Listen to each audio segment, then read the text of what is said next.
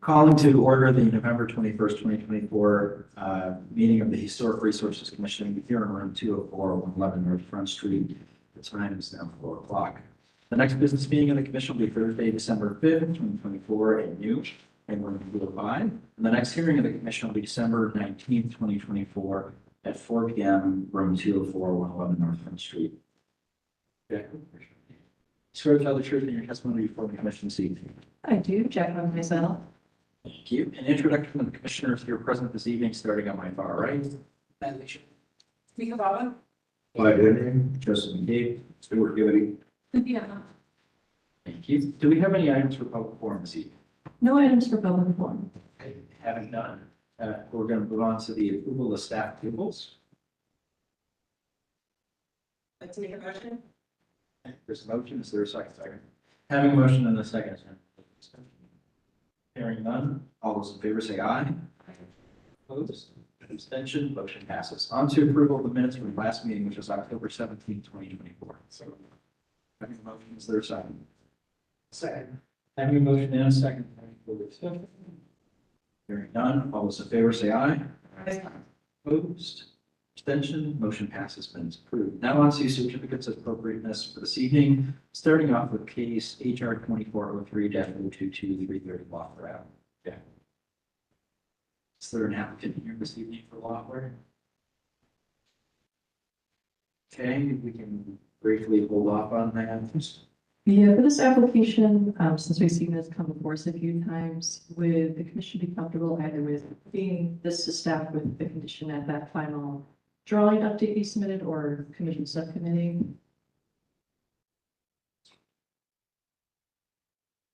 And just to recount, I think our concern was just that there was in the photo was detailing of the door that did not make it onto the final drawing. So I'd like to see the drawings updated match the crown detail. Is there any other item that was discussed? That's all I have in my notes, is that crowd detail. We feel when we get to staff approval that change. Better take motion on that. So, Is there a second? Okay, any further discussion? Okay. Hearing none, all those in favor say aye. Aye. Opposed, abstention, motion passes. Then we look forward to voting an update on that in the future.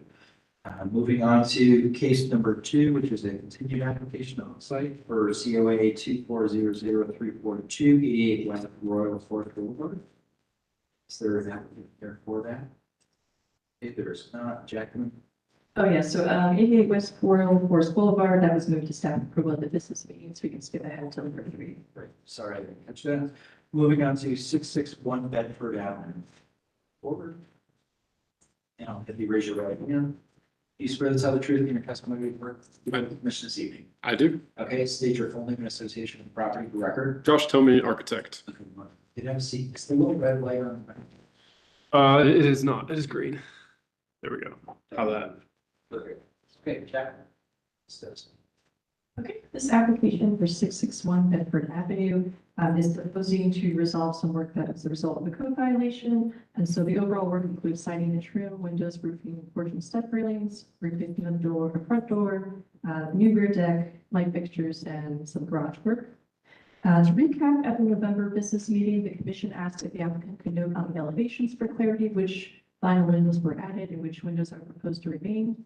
Some commissioners noted that they could potentially support the windows installed at the south elevation with modifications such as simulated divided lights, but noted they are unable to support retaining the windows as is, as had the windows come before the commission before installation. They would have required the windows to match the historic configuration, particularly the mullion at the north elevation. The commission noted some things could be supported as completed, but unable to support the wooden shake style asphalt shingle as installed, have to avoid setting a precedent and must consider something would have been approved had it come before the commission before the work was undertaken. The commission noted that they could be okay with the rear deck as this replaced a previous rear deck, and given the location, minimizing the visual impact. The commission noted that they could support repainting the garage as this had been previously painted for a number of years. The commission also supported the removal of the vinyl siding and restoration of the wood siding beneath, with wood trim to match the trim removed. The commission supported the return to the open soffit and repair of rafter tails, supported the replacement of the unapproved windows with marble element windows from the approved list, matching the original configuration, and supported the proposed replacement for the front porch railings, with front door replacement and the light fixtures. So just to clarify, the applicant has submitted some materials, which was out yesterday, so you might not have seen them, but they include some of those notes that the commission had requested at the business meeting, including the identification of the windows, as well as a windows quote, and those are in this package. So overall, the staff recommendation is to recommend approval of application COA 2400465 at 661 Bedford Avenue in Old Oaks with the following conditions. And that's that the roofing selection, it meets the requirements from the approved shingles list, and the applicant has updated the asphalt shingles they are proposing to be from the approved shingles list. And that all windows either meet the selection from the approved windows list, or the east elevations are modified to match the removed windows as suggested at the business meeting by the commission. So that staff recommendation is based on the city code 316.11, standards for alterations, specifically numbers 1 through 5, 6, 10, 11, and 12. And then the guidelines regarding siding, roofing materials, windows, doors, patios, decks, and door replacement, as well as exterior siding and required specifications for approval of artificial siding.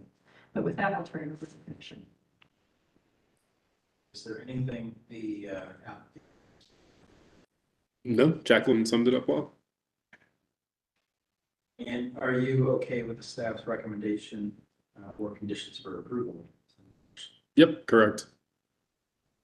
Is there any further discussion here? I think as long as a motion would be to be consistent with staff's recommendation.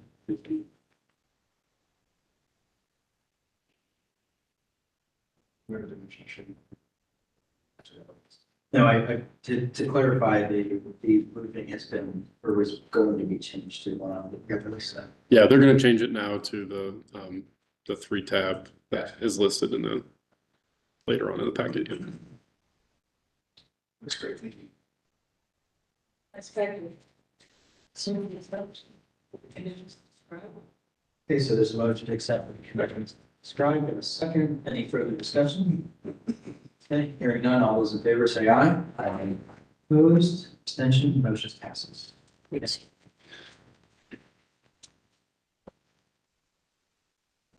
Okay, we are now on to case number 4. 587-589 South Ohio Avenue. Will you be here for that, Jacqueline? Yeah, I haven't heard confirmation for sure if the applicant was going to attend this meeting, so they might not be making it tonight. So we'll skip it for now and continue it later as may be necessary. Moving on to number 5, 1478 Brighton Road. Is there an applicant here or what is it be?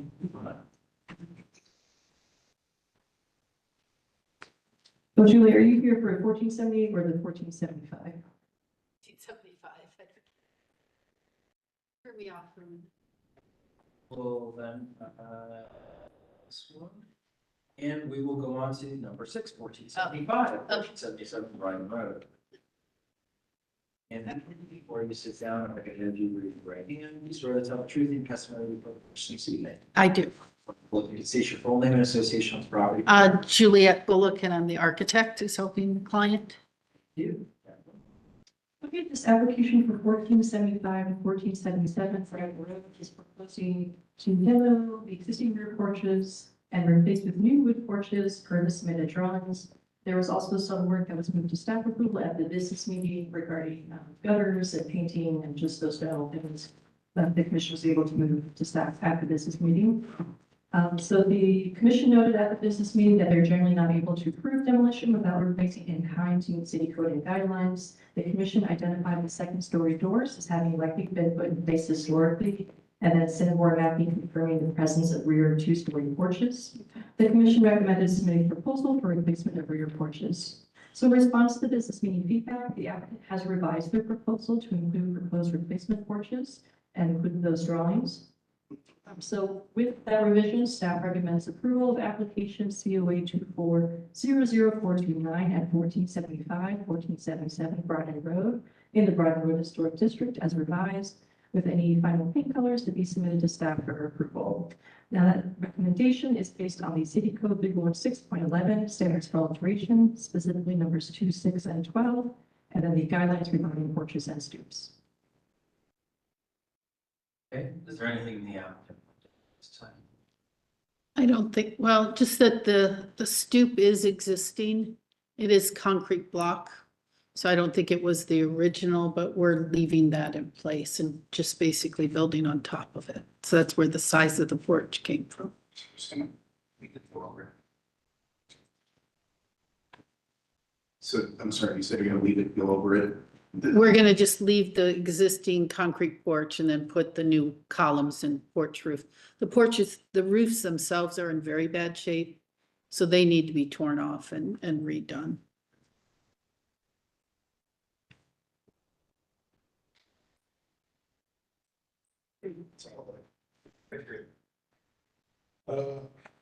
I move to approve, case, COA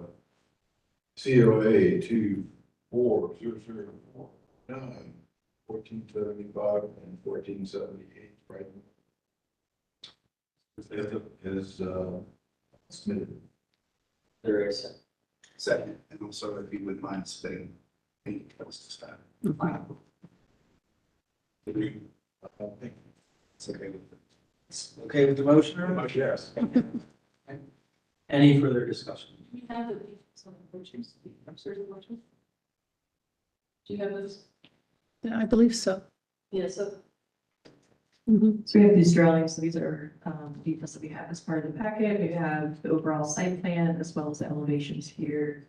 The applicant did confirm that so these are the demo, and then on the overside here, we've got the proposed, and then the material would be wood. There's a section up at the top if you scroll. Nice. Okay, we'll jump. Any further discussion? Hearing none, all those in favor say aye. Opposed, abstention, motion passes. Thank you. Thank you. On to case number 712 South Ohio Avenue. If you could raise your right hand, you swear to tell the truth in your testimony before the commission this evening. I do. If you could state your full name and association with the property in the record. Isaiah Harris, property owner. And we'll proceed to the general. This application for 712 South Ohio Avenue is proposing to repair and replace all porch detailing, trim post, porch decking, framing and ceiling, and to repair and replace porch columns and install new light fixtures. For the garage portion of the application is proposing to repair existing garage walls, as well as construct a new truss roof and add a new single garage door and pedestrian door. There is one existing pedestrian door that will be retained. The applicant also be adding new light fixtures. So this property includes a 2.5-story brick American four-square home constructed between 1901 and 1910 with a wood frame single-story front porch. A single-story concrete block garage dating to 1977 is on the property as well, and this likely replaced an earlier wood frame garage and shed present on the earlier sample maps. So staff conducted a site visit with the prior owner in October 2023, and those photos are included in the application package. An application for site removal was previously moved to staff approval at the March 2024 HRC business meeting, and then application for repair of windows, replacement of a non-historic door, repair of box gutters, exterior painting of wood trim, eave soffit and fascia repair were previously staff approved. The applicant has included 2 garage pedestrian door options. And to recap from the November business meeting, the commission noted they look forward to seeing the updated materials the applicant had mentioned and are now included in the updated package. The commission noted that they appreciate the aim to repair and replace the columns to match as closely as possible, and noted they could potentially support the use of fiberglass for the replacement column, as they understand this may be easier to match than the millwork detail of the original historic columns would be to do than with wood. The commission asked if the applicant could show that the new column will match the proportions of the existing columns. The commissioners noted in looking how substantially the garage has been altered presently, that it's no longer a like-for-like replacement case, and so the garage will need to be finished out with appropriate trim and siding, and that would be smooth. The commission noted that they could be flexible regarding using a single door, since the applicant is proposing on reusing the structure and will not be able to poke out the garage walls taking enough width in order to have two single vehicular doors. And then overall, the recommendations are to, the porch corners and box gutters that were removed to be rebuilt to match, and then the tractor tails match the dimensions of the original, that the garage siding be smooth, avoiding any faux wood grade texture, that the garage trim be wood, and that the garage roofing follow the requirements outlined in the approved shingles list.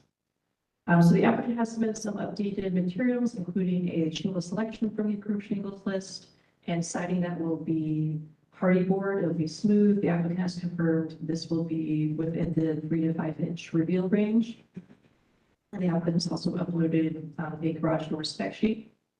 So overall, the staff recommends approval of application COA 2400148 at 712 South Ohio Avenue with the following conditions, and that's that the applicant submit any revised drawing or drawing detail just showing the porch cornice. At the moment, it's pretty close. There's a second meeting detail that the applicant says they can submit, and so we recommend sending that to staff for final approval. And then the garage just meet the guidelines with regard to the siding, shingles, trim, and that be submitted to staff for final review. So that recommendation is based on the City Code 316.11 standards for alteration, specifically numbers 2, 5, 6, 11, and 12, and then the guidelines regarding porches and stoops, cornices and eaves, gutters and downspouts, and garages and utilities. And then I'll turn over the commission. Is there anything that the applicant would like to add? Nothing to add. Thank you, Jacob. And then just to, I always like to know, be acknowledged, any issue with staff recommendations on conditional with follow serials? No issues. Okay, there's just at the garage, I think the point, it's really substantially barely anything left of the old garage. Yeah. We'd like to make it sure it looks conceptually appropriate at this point. And then just working with staff on that porch corners. And just open up any questions about this. I've noticed you're showing textured siding. You understand? Yeah, smooth. Yes, yes, Chris. I can still, just for clarity, just. Yeah, Right there, that Menards photo looks like it's got texture. it's actually the next one does too. But the wrong way in the application, you know, I still think the wrong one out, I take it off. Yeah, no, yes, sir. Exactly. Yeah, smooth. No faux wood for that. And wood trim on. It's pulling from the stock image on the website or something. As long as we have verbal confirmation. Yep, smooth. Confirmation insurance. Yeah, we annotated. Just one question for me on the, what is the apron condition going into the garage? Are you, I know it's kind of thrown over with. Yeah. Is that just replacing that like for like or you just? So yeah, just a like for like replacement. It's just grass right now, so we would just put in like a nice apron that leads up into the existing entrance. Or maybe a photo, actually. Yeah, that's the current sort of condition. Okay, so we can maybe just note that as the only site improvement that you're proposing. Yeah. Right, okay. Planting, front yard, rear yard. No. Or anything. Nope. If you want to do a more site improvements, it would be another application. That's why we're asking. Okay, yep. So- Perfect.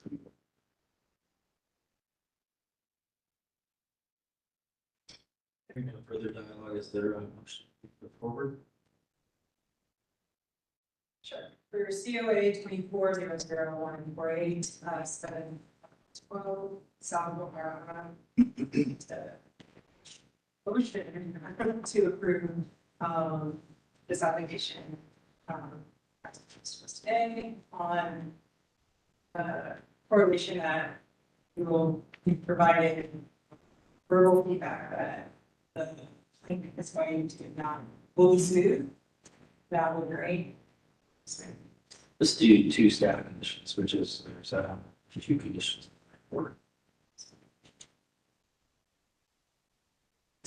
They have to come back, of course. And any site improvements beyond what's already shown. Right. Anything. So for any site improvements, you'll have to come back for another application. And then,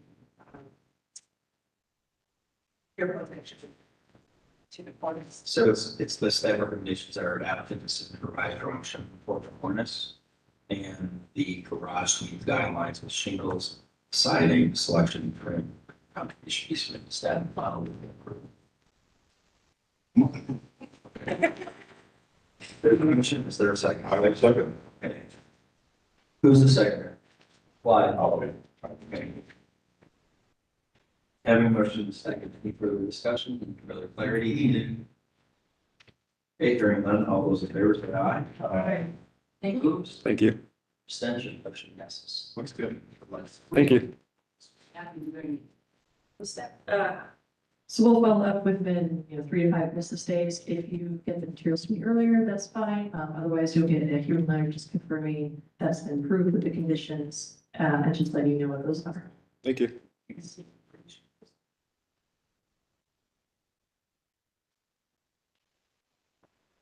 So the gentleman that came in about midway through this case, what address are you? 587, 589 South Line. Okay, why don't you come on forward, I'll swear you in. We'll go back to case number 4587589 South Ohio Avenue. Raise your right hand. No, stay standing. Oh, sorry. You swear to tell the truth in your testimony before the commission this evening. I do. If you can state your full name and association with the property. Patrick Picacho Bastido, and I'm part owner of the property. Okay. See, sir. Jack. Thank you. Okay, this application for 587-589 South Ohio Avenue was continued from the September HRC hearing. So the application has proposed or work completed for exterior painting of brick windows and window trim. And so to recap from the September hearing, the applicant noted that they have reached out to additional contractors with expertise in historic masonry and are awaiting the contractor's recommendations. The commission noted that they could continue the application at that time until the applicant time to submit the additional information regarding paint removal. The commission also suggested the applicant take a look at the economic hardship options in the city code for possible economic hardship application. And note that the applicant would just need to meet those requirements to qualify, but that it may be worth looking into. The commission recommended the applicant stay in touch with staff as they go through the application process in general. So the applicant noted that they use the Dumont Fieldaway product and some power washing for 3,000 PSI, which we would not recommend anything over 300 PSI because it does cause damage to the brick. The applicant has provided letters from the contractors regarding the paint removal, including modern painting and coatings and 614 painting. Both of those contractors recommended abrasive methods such as sandblasting that would damage the masonry. So given the recommendations for abrasive methods, the staff recommended contacting a contractor company with experience working with historic masonry. The applicant has contacted at least one contractor who was able to provide a recommendation and quote. That quote, the applicant notes, was just too high in cost. So that our staff recommendation would be to recommend continuing the application to allow the applicant time to find some additional contractor recommendations, and also to perhaps perform a test patch on the brick or repainting the masonry to match the original masonry color as closely as possible with submission of the paint information. So that recommendation is based on the City Code 316.11 standards for alteration, specifically numbers 2, 5, 7, 10, 11, and 12, and then the guidelines regarding masonry and the guidelines regarding painting. And with that, I'll turn over to the commission. What would you like to ask? As she has stated, we have gotten bids from contractors that are experienced on removing paint from brick, but it was too high. We have called other, expert contractors. They just said that they won't even touch it, that they, anything that they try is gonna damage the brick. So nobody, I haven't found anybody that, would even come to give me another estimate. I tried calling some people. I have an email here of, I'm sorry. It just said, I'm sorry, I won't, we won't even do it, basically. That's what they said. I looked into the hardship, grants, but they are all loans. I mean, as far as I could find, they were all loans. So, I mean, I really don't wanna get in that much debt. I think what we had suggested was looking at the hardship section of the code, essentially, which if there's a hardship because of financial scenarios, there's a definition of financial hardship in the code, and you may be eligible for that, but you'd have to follow that section of the code. I'm sorry, yeah, I don't think I found that. Let's see, this one is from, So it is on page 103 of the. 103, okay. Of the code, and it's section 316.15, and it's criteria to determine substantial economic hardship. Okay. And in there, there are defined economic hardships Okay, related to it. We have to let you read through it, determine whether you would qualify for that. yeah, I definitely will look into that now that I know where it is. And I think it's possible that we may qualify. Yeah, so that situation, I mean, we went to court last time. They also, just suggested if we could get an estimate to try to get another estimate. Like I said, I was trying to get more estimates, but the couple of people that I was able to call, they told me that, they won't even come because they already know that it's gonna be expensive and it's gonna damage the brake. We have a couple of. So if you're state those examples of problems that are. There. I guess my other question is, do we know what color the brick originally was in this house? It was one of those dark, variations, like mostly dark, like really dark brown with some It's a red brick. uh, A dark brown. browny red, yeah.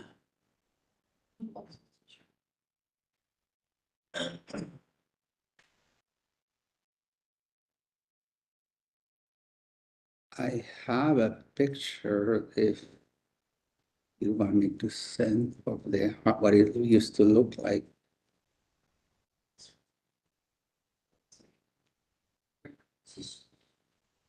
I think it's page 30, 33 package. That's how much that's. Step improvements back there. They can. Various. So I guess one of the things I just would like confirmation on is, what's the conservation was. We can look at it, we go. Yeah, I mean, I'm sure you're tired of hearing this, but as I mentioned, the reason why we decided to paint it is because it was too dark and we got cars running into the front yard several times and, kicking the wall. You're in this corner house right here. Yeah, that's it. And that's the color that it used to be. So now it's. Yeah, so like I said, the same colors that used to be there, we just moved them around. That's what, I mean, we thought that since the colors had already been approved, we thought it was okay to just, It's a nice color, it's just not appropriate. yeah, I mean, we've tried.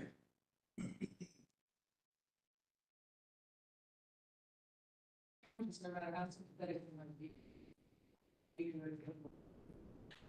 And I understand, I just, I wish I had the means to comply, but right now it's just a very difficult situation. Like I explained, my parents are pretty much disabled, my husband is disabled, so I'm the only one that is kind of able.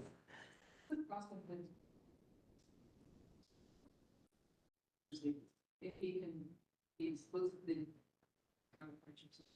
Qualifies. There's basically 4 sections for hardship, and then we can grant section. Or approve based on him providing. You get to prove to us that he has For that. done those conditions. Yeah. There's specific documents that would need to be provided. The personal financials would not be put on screen or like made public per se, but they would be provided to the commission so the commission could review and take a look. So all my debt, basically.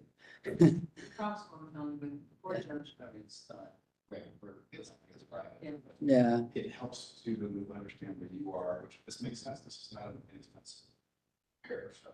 yeah, And even though our chart is to me, I think historic fabric, it's a reality. So that criteria is it's for situation, certain things to that. yes, thank you. What I would like to do is probably just say, continue the application, and Yes. give it the time to look at that section of the code Thank you. and give Jacqueline the necessary documents if you feel you're going to appropriately proceed with that. Or give you additional time to talk to other contractors, find other solutions. Yes. To finding the correct. I mean, is there any contractors that you may know? I mean, I think we already tried. Oh, okay.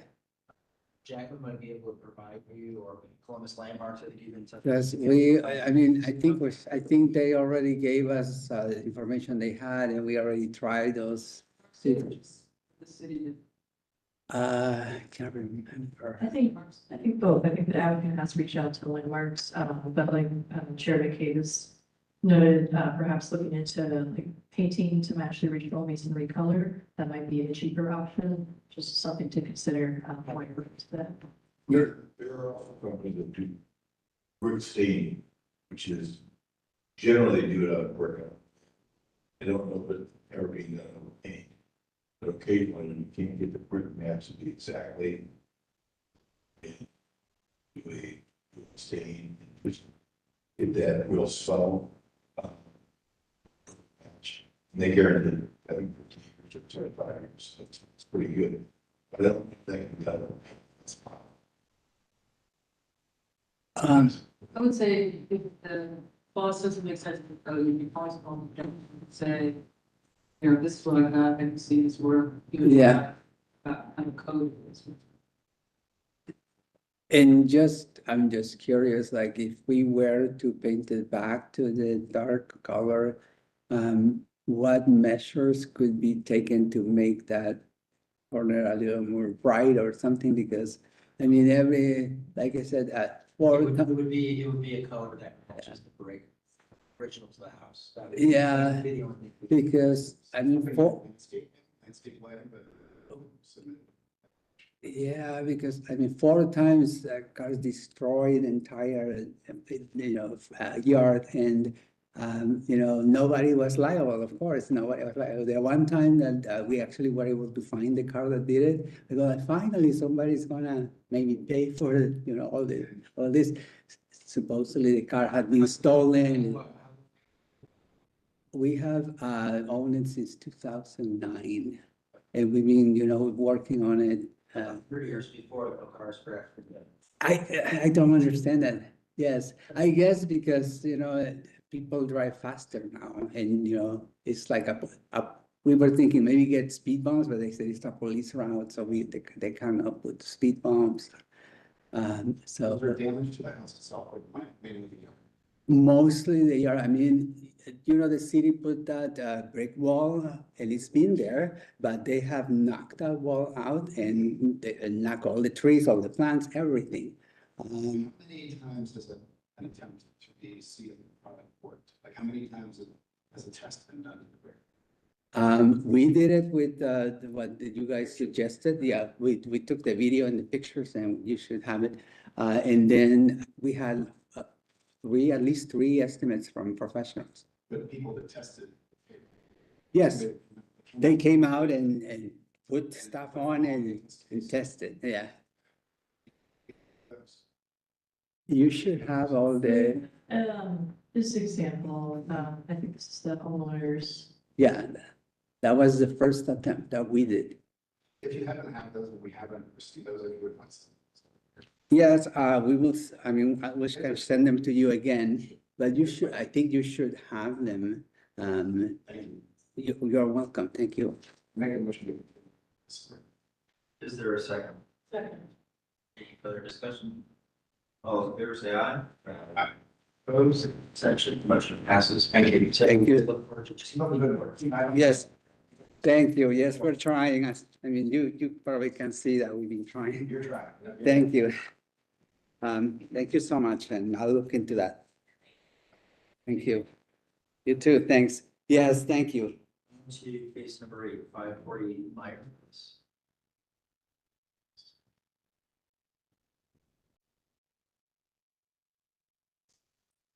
Each raise your right hands. Each swear to tell the truth in your testimony. I do. We do. You each state your full name and association with the property for the record. Natalie Pettit, client. Amanda Black-Confuso, architect and project manager. This application for the 540 minor lease is proposing to install a new metal frame structure to be structurally independent and project from the masonry facade. The metal frame structure is to have an interior backlit with liberated metal wall and soffit panels. The applicant is proposing to install an LED light fixture along the entrance surrounds. The storefront systems were proposed to be installed on either side of the main entrance, and they'd be installing overhead glass doors in those existing openings. The applicant is proposing to add dark gray fabric to existing awning frames. And then for landscaping, to alter the existing retaining wall with a raised sidewalk and landscaping and concrete stairs to widen the stair. And then the existing ADA ramp access, it will remain. The applicant is also proposing to install 3 new aluminum handrails at the stairs and to relocate the existing trees. And then there's a signage component of the application currently placed as conceptual so that the final sign details will be ready at a future date. And that new sign generally proposed to be under 23 square feet with halo illumination, and then installation of the mounting wiring TBD. So staff has placed that sign portion for application for conceptual review, so the applicant can have time to finalize that those final details on the proposal. At the November business meeting, the commission asked if the applicant could indicate on the site plan what is existing and what is proposed. The commission noted that they are generally okay with the application and adding the metal finish to cover the brick pier, as this is removable. The commission noted that if any fastening be done through the board joints with no damage to the masonry. So in response to business meeting feedback, the applicant has submitted revised materials, including current photos, site plan specifics, and product cut sheets. The proposed exterior LED fixtures surrounding the opening may be visible in the daytime when not illuminated, so the commission will need to discuss if that fixture is appropriate visually. And in general, the staff recommendation is to recommend approval of application COA 2400464 at 540 Meyer Place in the Bury District, with any and all clarifications to be submitted to HPO staff for review and approval prior to issuance of a certificate. And then staff recommends that side portion return for final review and approval at a future HRC meeting. So the basis for the staff recommendation is the City Code Rule 6.13 standards for site improvements, specifically letter A, as well as the City Code Rule 6.11 standards for alteration, specifically numbers 9, 10, 11, and 12, and then the guidelines regarding lighting, signage, and the short north design guidelines regarding just signage in general. Thank you, Jacqueline. Is there anything the applicant would like to add, including that you would accept any conditions in the staff? Nothing to add, and we accept. I'll open it up to for questions and comments. Are you using the retaining wall stone to do the return? Yes, sir. The openings, 2 doors that are existing currently. Mhm. Through the alteration. Nope, no alterations required. We'll use the existing lintels. We're just infilling the, sorry. We are not altering the existing openings. It's green. Oh, Yeah. We're not altering the existing openings. We'll reuse the existing lintels. And the existing brick will remain. We will just install storefront where we are removing storefront that is existing. And I'm assuming you're wrapping jams. The idea is to keep them as masonry details on the return, and we're exactly. There are instances around the building where that terracotta masonry is damaged just from the way that material absorbs water. So there were previous steel corner guards on the corners, and we would replace those if we need to. If that changes, use different material. Yes, sir. Absolutely. That's all.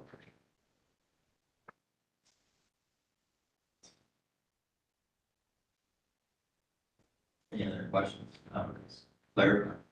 Did you want to ask about the trees? So, yeah, just to clarify that, I think we're good, like, you're proposing to replant the existing trees, is that right? That's right. And when we actually went back and looked, it looked like they're going in almost in their exact same places, but we have to remove them to do the construction and then we'll replace them just to keep them And safe. they were planted like a year ago. Right? I think, yeah, I think that was about a year. So They're young. they're pretty young. This is, I just, yeah, yeah, no, that's good, so. But We say that in the event that it's great damage that we try to send like. Yep, like for like. In fact, we had the previous landscape architect that did that work on this project. Mhm.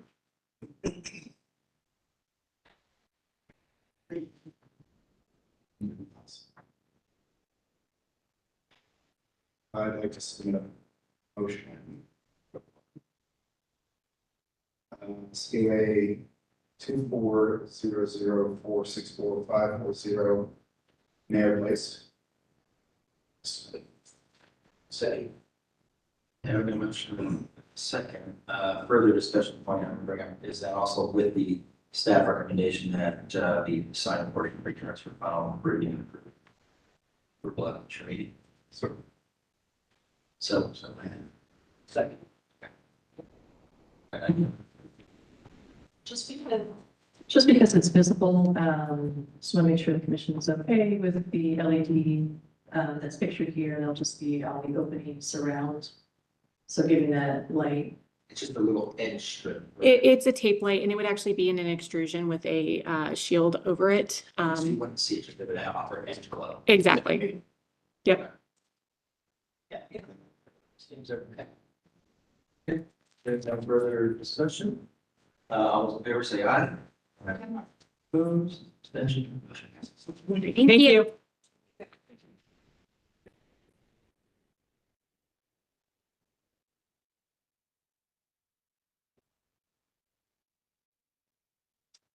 Moving on to case number 9. South Third and not seeing them here. We might be moving faster than expected, so they might be coming later. Let me ask you which two projects you are here. 65 Hamilton Park. So that's number 12. Okay, and which one are you for? 404 East 11th Ave. Okay, number 11. Yeah, why don't we take you if you want to come in? My architect isn't here yet, but you know, I'm willing to go up. Similar, Run away then? I can, it'd probably be best if I did. Then we will jump to 65 North Hamilton Park. And before you sit down, raise your hand, you swear to tell the truth, and testimony for the commission this evening. I do. State your full name and association with the property for record. Eddie Taraja, owner. Thank you. Jack. Okay, this application for 65 North Hamilton Court is a conceptual application. So the proposed work includes demo of the front porch, removal of roofing from the rear addition, and demo chimneys. New construction includes constructing a new front porch, installation of deck at the rear existing addition where the roof is proposed for removal, and construction of a new 3-car garage. For exterior alterations, including adding decking to the rear of the home and then replacing windows. So this property includes a 2.5-story brick masonry residence built in the 19th century for Andrew Denny Rogers Jr. And Rogers was known as the founder of the Columbus Club and the Columbus Consolidated Railway. And then the builders are documented to have been Knox and Phillips, with the architect to have been J.A. Jones. So a full-width classical porch at the front and an enclosed side porch were added sometime between 1901 and 1921. And then a rear 2-story porch from the same period that is no longer there, although a 2nd-story door and transom remain, was probably built around that same time. The home was owned by a George A. Peters from about 1904 to 1918, and that's likely during the period where all those porches were constructed. So the building served as a single-family dwelling until sometime in the 1950s, at which time the building transitioned to use as a nursing home before transitioning back to use as a residence by the 1970s. So at the November business meeting, the commission noted that the porch repair or replacement should match the historic porch in details, and that chimneys be retained in accordance with the city code guidelines. The commission requested that a window survey documenting each window, the conditions of the windows, is submitted. Note that if the applicant is proposing replacement, the commission note that the glass may be gone for some of the windows, but they can't see the photo, from the photos that there are frames intact that may be able to be repaired. So this is a conceptual application, so the recommendation is that the commissioners offer design feedback that can be utilized by the applicant to refine the proposal for review in a future HRC meeting, and so no action is required. The basis for the staff recommendation is the City Code 106.14 standards for demolition, the City Code standards for alteration, and then the guidelines for garages, outbuildings, porches and stoops, cornices and eaves, gutters, downspouts, and chimneys. Turn to the commission with that. Is there anything the applicant might add before? No, I think Jacqueline just described it pretty well. By the way, it's a beautiful house. Thank you. Thank you. Great. Thank you. And you're working with an architect team with companies, your building? Yes, Is that S? Yeah. PM? yes. Are you affiliated? I'm his client, just his client. Just curious. There are so many details on the house in the city. A lot. Street that you need to really. It's a huge project. Yeah, that's the thing. So the demolition of the porch will only be the moving components to the necessary way of replacing moving components, like the light is that what the goal is here. The porch will be like for like, but it's gonna have to be a complete demolition of the current porch. But just the wood porch, it's not the stone porch. The thing with the stone, we don't know just yet, but it's sagging. We don't know if it's sitting on footers or the footers have settled over time. We might have to, we could use the same block that's there and tear it out and put it back to re-level it, is what we're planning on doing. Because what I see happening is sort of like, it's not just that, I mean, so it is not just block, it's truly sandstone. It is, And even if you take that, peel that off, it's only gonna be probably 3 or 4 inches thick, it's a facing. It'll be miscellaneous stone underneath it. Block, it's just stacked rubble. But it's the loss of all that tile, the other stuff. So the question I'm down to is, how are we going to save sort of all that material for that? so for the flooring, you're saying? Yeah, That's heavy, it's hard. Well, that's a mission drawing on my house, so like that, but sure, but it comes down, it pulls right on. Porches.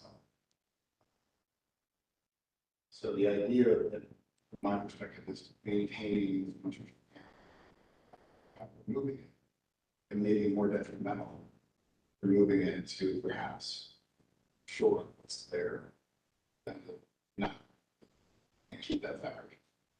And so you'll have to look at, you know, the dimensions of how much settle there is, you know, it's like a quarter inch over the last 100 years, well, it's done something, right? So, or if it's an active, you have to have an engineer who has to use guys. that's the thing. We're planning on getting an engineer to tell us if we should tear it out and rebuild it as part of the foundation part. That's important. Yes, of course. Is the floor itself, are those tiles laid on wood, concrete? Concrete. So it's concrete from the ground all the way up, is there crawl spaces over there at all? No, there's not. I don't think there's Okay, crawl so it's space. basically from the rubble over there and with the concrete on top, staying there. So when you say, are you talking about just the wall placing, or are you talking about the entire? No, You don't know, right? There's Sorry? possibility. there's possibility, yes. They may suggest. Yeah. So we can. Yes. I will email it to Jacqueline. Yeah. But I think we're all in agreement with the wooden part. Like, But, Yeah. I guess, do you know of any? We have a picture of the entire floor. That's The thing, sorry. It's not the. Yeah, the floor is a very beautiful tile and we want to preserve it, but it's a lot of tile missing. I've been searching online and with a few different building suppliers to see if I could find something that would kind of match, but it's very hard because it's a very thicker tile compared to what's sold today. That's the issue with the floor. Because it's There's a lot of missing tile. Like the picture just shows a little bit in the front. But once you go deeper to in the porch in the front door is a lot even more missing tile and My theory is you evaluate your inventory, and you present a plan, even if you have 10 missing tiles, it's not going to be your house. If then the solution, they pull in 10 missing tiles for this route or something. Or even So you understood it's carefully manipulate stuff around so you can send a picture of fire afterwards. we can saw a different tile. So, good job. Yeah. So I can see you missing quite a bit here, the step area, and then it's with me, but as I think some of the feedback is, there's dirty ones there, so he's been very supportive, I'm sure not to lose the services. Appropriate, and maybe finding something close to you, that's not competing, if that's necessary. Or which pays homage to what is there, right? So that people can see that. Another approach is that when you place a tile, and I think the commission knows this, you simply pick a neutral tile, something that kind of matches the background of it, and then those are replaced, and that kind of reports the history of the house. Yeah, these tiles were replaced. give us one spot. Yeah. Shift that. I think you guys are fixing. Yes. And we simply pick an infill tile that doesn't really match the design, but matches one of the colors. You just gotta go with that. I would really urge you to think about especially residential contractors. Because I think, so, what I'm going through it, my own single property, Dawson Road, I had a very big one that had a sandstone board, which I got a spot break and everything. The recommendation was to take things off, reface things, repair, put back to the greatest degree possible without taking much of the costs. And I think as we talk with more specialty contractors, especially with specialty masonry, you're gonna find that sandstone peels off pretty easily. But there's certain areas that have sag or dip. There's some naturally expected areas that have sag or dip. And if you have sag or dip, and it's just an issue, if the water is lacking its response up to the porch, then I'm pretty sure you're managing for all some of this here, other ways. You might just need to add a pocket to deal with that, but I think that's a better solution than trying to truly disassemble most of this porch. I think there is some movement on the porch. To the left, right there, yes. That's the most damaged My portion. thing is maybe that the water's got to be kind of still basing your sandstone, they were separated from your rubble. And it needs to be put back on your. That's what I was getting at, not tearing out the whole base, just tearing out the like retaining wall area. Yeah, the face. The face, yes. You'll find that, you're gonna need to take a piece, if there's somebody like a Lang or somebody Mhm. else to do a match or color match. And quite honestly, the easiest thing is we bring the oversized piece and a good masonry contractor, which there's 3 or 4 here, who can do this, because it's what I actually have done in the storage here. They'll actually hone it to match your existing stuff right outside. They'll chip the face off from the edges to match. It's just, you won't be able to tell which. That makes sense. Yes, and we were planning on even trying to use some of the same sandstone that's already there. If we remove it and reinstall it. Just make sure that everything, and there's, you have a strip, which is special, very true, in this kind of approach. Get a second. Okay. They're going to feel better, potentially would give much better advice. It keeps the story better for the house and be better. So we're asking you if anything. Okay, so I will do that. Thank you. Yeah. It's a big project and our main goal is to bring it back to its first, when it was first built. First builder or.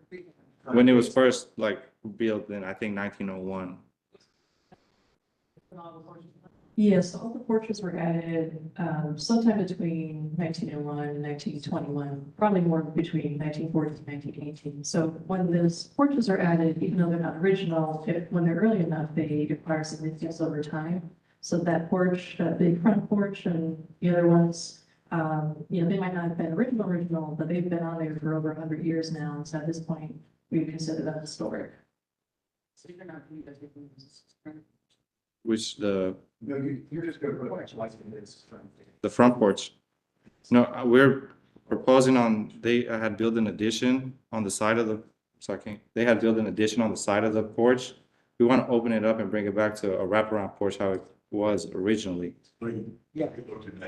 Yes, So I don't think it was ever a wraparound porch because the front porch, that full width and then that enclosed side were built, it seems like at the same time. Or at least they appear, at the same time or don't appear at the same time on the same board maps. that area where you see like the red wood siding and windows. If you walk inside, it's the same flooring as the porch. And it has a little bit of a dip and there's no heating, cooling, no electric in there. That's why we were proposing to, The wraparound. yes, So the smaller piece of yellow site is, you're just gonna remove the infill that looks kind of like. yes. Like it's not, yeah. So I think that's what Jack is saying is It is showing solid, so it's not the open frame. See, so it's still showing that solid closure, but maybe it's same time or not. It's 21, not sure, but this is the, specification. And would it be that line, that solid line is indicative that there was like closed there basically inside? Yeah, it's not open. But have you found any historic photos of the house from that period? It looks like very, especially if the house was probably some time to check on that, Okay, which may or may not be the case. okay. I will definitely look at that. You understand that she's a superior in your system. Yeah, I understand.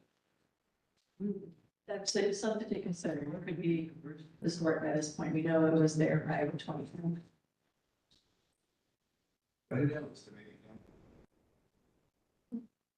There is them, yeah. Just one more quick comment, so. Site plan only shows the deeper in from the garage out to the alley in terms of the goods, but if you want to add sidewalks. Or anything like that, you should. Okay, I just want to connect. okay. Thank you. But on this, if you go to point out the board have a consensus, yeah. I think it needs to be investigated. If you could add on to your photos back there as well. I can get those. And some of the finished details, the way it was built were done. Right. You can give a slide. To me, approach the screen to this right. This could either help support your. So right here is the thing in question, right? Yes, Here, proposing this piece theoretically. Show us some sort of time. I will. There was a border that's running around this porch, and if the border takes through, the no border, it all shows that time. Okay, I will get those photos over. That's inside and outside. The Columbus Library website is my history, they have geotag locations of the photos show it. Okay. Everyone knows a lot about it, so don't get rid of questions. Right. They're also locking, she can answer this. Thank you. She's been answering a lot so far. Having a simple document, it's floating. Okay. And I just want to add for the tile, if it's a caustic tile, there might be companies out there who can reproduce that same type of tile. So that might be worth looking into if that's what it is and, replacing those missing sections.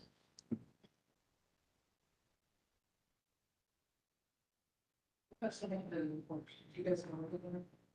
This is. What's for much? She's going to do this. Let's do the last one. But we're also proposing to add a rear porch. Is there a conceptual drawing? There, yes.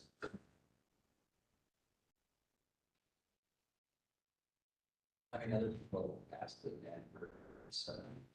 Yeah, so it was like that. What's the question? Is there a door already there? It's a door on the second floor. So, It has a nice view of downtown. We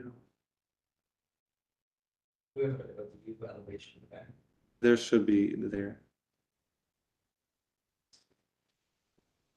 existing photo or a drawing? I'm just looking at the elevation of the porch that's being proposed.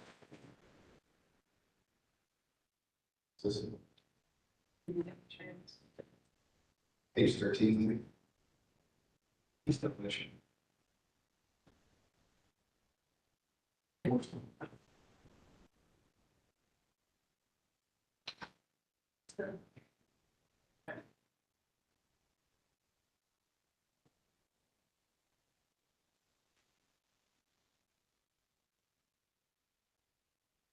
I guess the most critical thing is, I think the level of detailing that historic district in a home like this is not being reflected in the drawings.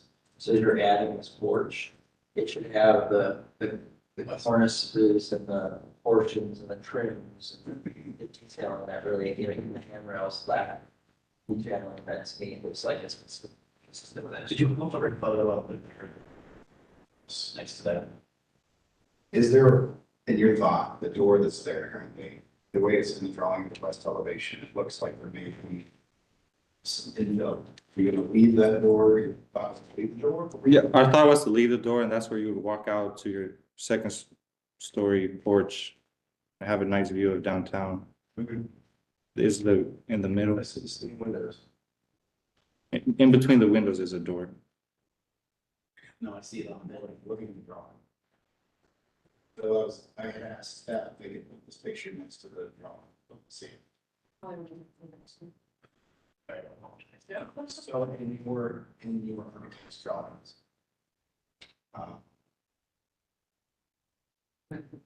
In the second story, it appears that the windows are there. But it shows kind of maybe a bricked in area where the door exists currently on the structure. Yeah. People that was the elevation drawing. These. There you go. See how it looks like there's ports where that door used to be and where it is currently. Yeah, I don't think the architect should have did that. That's not supposed to be filled in. That's supposed to be the door that goes onto your porch, which is currently a door now. Okay. It would be really unlikely to support making it door. If there's an opening, Yes. changing openings, that kind of thing.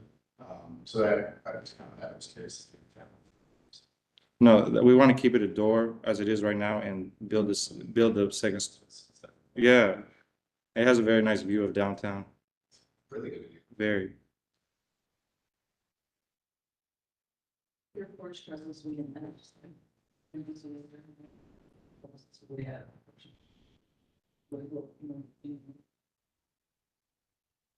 Is there another photo back in the days of, yeah, some more ghosting? Yeah, no, great. I think I had submitted some photos.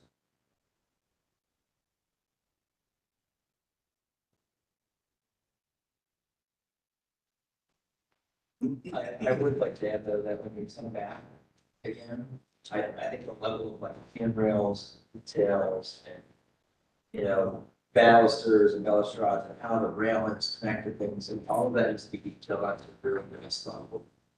System of the house, just right now what is detailed there just looks like easy 2x construction. It's just not. Yeah, it won't be like that, but I can get the details for you guys.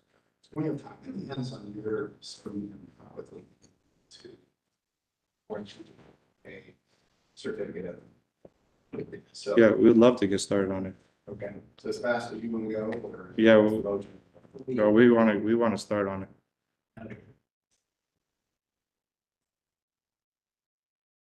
So there was something back here, correct, with this door, Yeah. but Curious. There was a porch documented on Sandboards that. there was a five. Sandboard. That's not a small porch. That's much bigger than front. Is that the second floor? Yeah. 2-story. Good. Good. It wasn't that way in 1912. Yeah. Right? It was that's.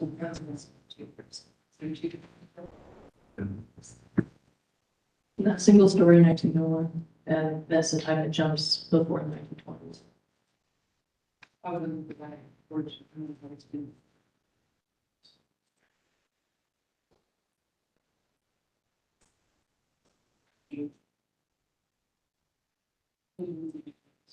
Is this on now?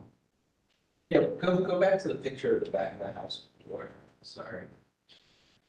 So just let me, we're trying to understand on the house. Does the house sort of have a bump where that white gutter is, right next to the right of the door?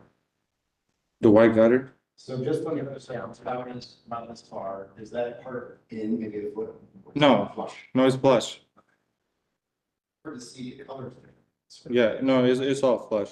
The only bump out is the back door, which is pretty obvious.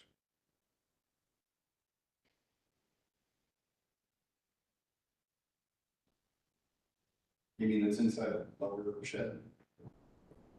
The lower shed area, I don't know what you know, like the mudroom.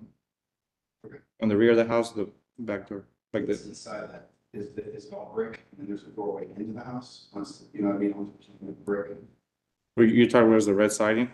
inside that room. When you walk. Yeah, you walk into another door and it's brick, yes. There's maybe one here. I can get a photo of that too. Okay. And this one-story appendage, will that have to largely come off? We were planning on tearing it off and rebuilding it with, I'm assuming smart side, wood siding. If that's on the approved list, I don't know if that's on the approved siding list. Generally for new siding, anything that's, you know, cementitious or smooth, potentially appropriate as long as it follows the dimensions of reveal of the historic siding. Okay. So you want to avoid a faux wood. Okay. We could even try to get a brick that's as similar to the house. I mean, really, you have this precedent for this one-story thing, having wood on it, having Wood, siding. okay. Prefer to Okay. aesthetically. And it's also story. Okay.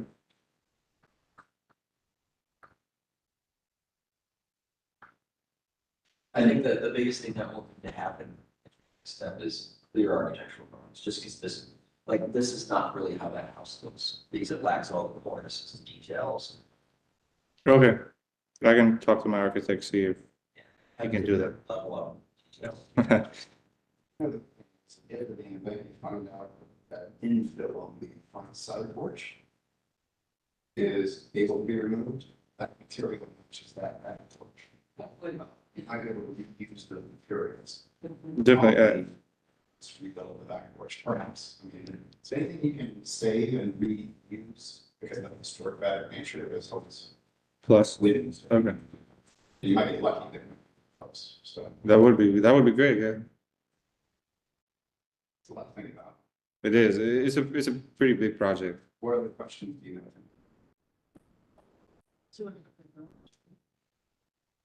have? The garage. So there are certain conditions for building a garage. And aesthetically, I don't see much withdrawing, but there's quite a bit to talk about. Maybe perhaps design in the sense of finished units, right? The way the siding looks, the corners are being put, the type of shielding, type of lighting, those kinds of things. So we can at some point we address that so that it's being. Since this house has basically it roofs on all sides, would you, on the garage, be willing to go from a gable to an M that has a little gable that's just to be consistent with the house? With two gables? Instead of having the gables, would you ever get? Yep. Would that be something you guys All would sides prefer? finished. I mean, it would be more in line with maybe like what the house has for a roof. It's just a little bit more framing. But It'll look appropriate. it'll look appropriate. I think That's fine. We're willing to do it. The other like that we've had on bigger houses who asked for bigger garages was, I know you have a large door and a small door, is to do 3 small doors. Really, like just 3 the same. That'd be more appropriate. Yeah. Yeah, we have approved other garages in, here that were larger garages, but they had, that was a stipulation. They don't have that, 3 Separate doors. 3 separate. Okay. Part of that is this doesn't exist, you want to think about through car and how far back you want the, so all that's kind of playing into size of the door application. Maybe do less than 5 miles, the site thing, what you actually. Okay. It's a pretty basic site plan. There's a neighborhood right across the street that we approved a three bay garage. They did brand new construction. Brand new. By us plans, sure that has a lot of the same things we have. Okay. We need a long route. So this is. One is like you said, I just was maybe every 1% who does. 2%. I'm hoping to do just one more and, Yeah, we have to leave it goes away. okay, yeah. Yeah, I'm talking to my architect, make it as detailed as possible. I'm hoping to do one more cycle with you guys and hopefully we can start doing work on it. And then just a comment on that too. Your three-dimensional rendering, that doesn't really help us. So you don't need to spend time on that for us. It's all about technical stuff. Okay. Site, so if you want a sidewalk. Okay. And we're looking for you as assessments. So basically, For the front porch? Yeah. Okay. I just said it's a long way to go reading these. Bigger parking versus. Okay. And they have a lot of stuff before. To tell the truth, I don't know if he's worked with the historic district before. This is the first project I've ever done with historic district. Well, the house is beautiful. The inside, the outside has a lot of character.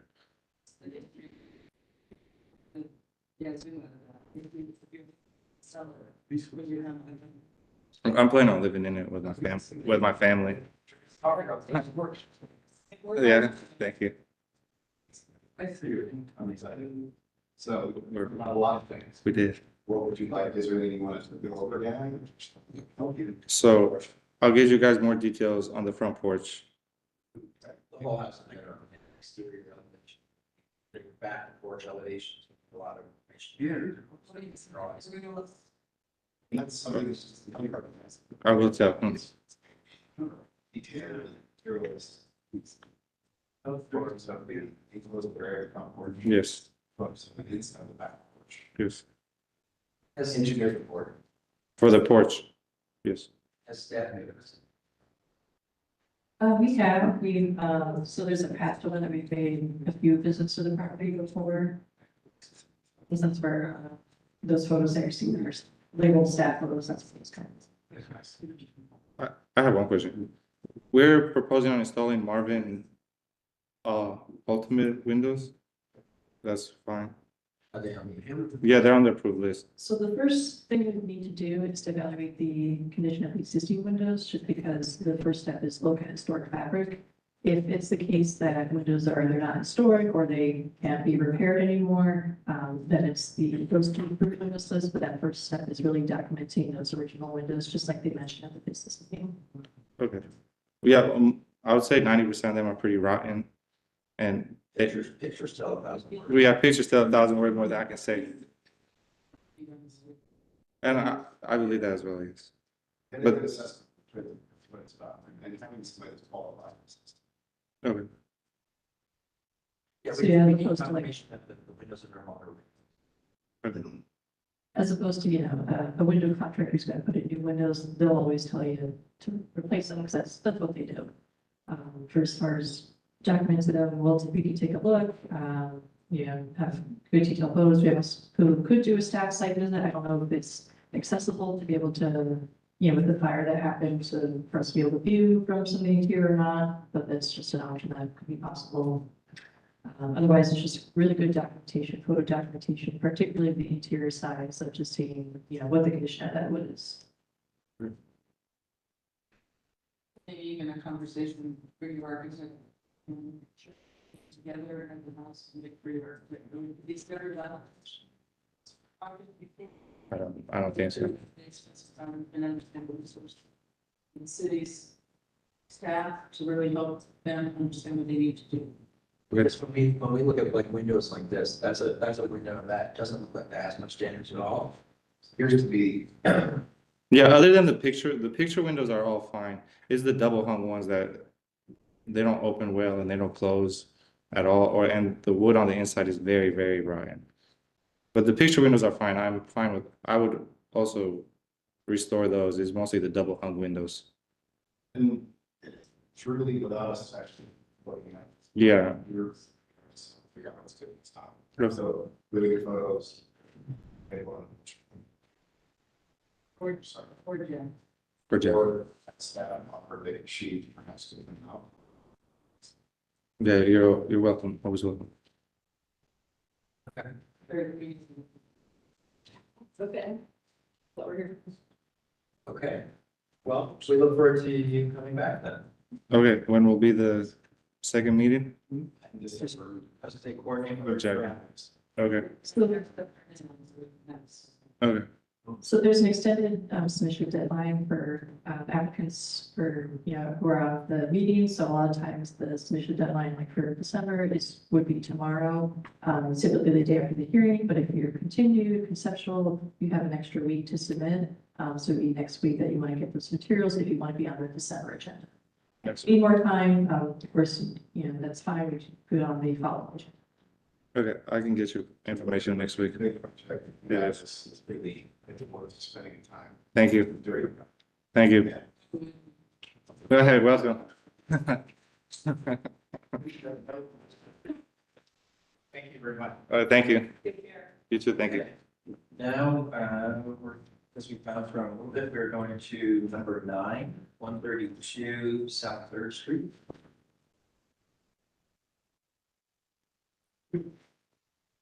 And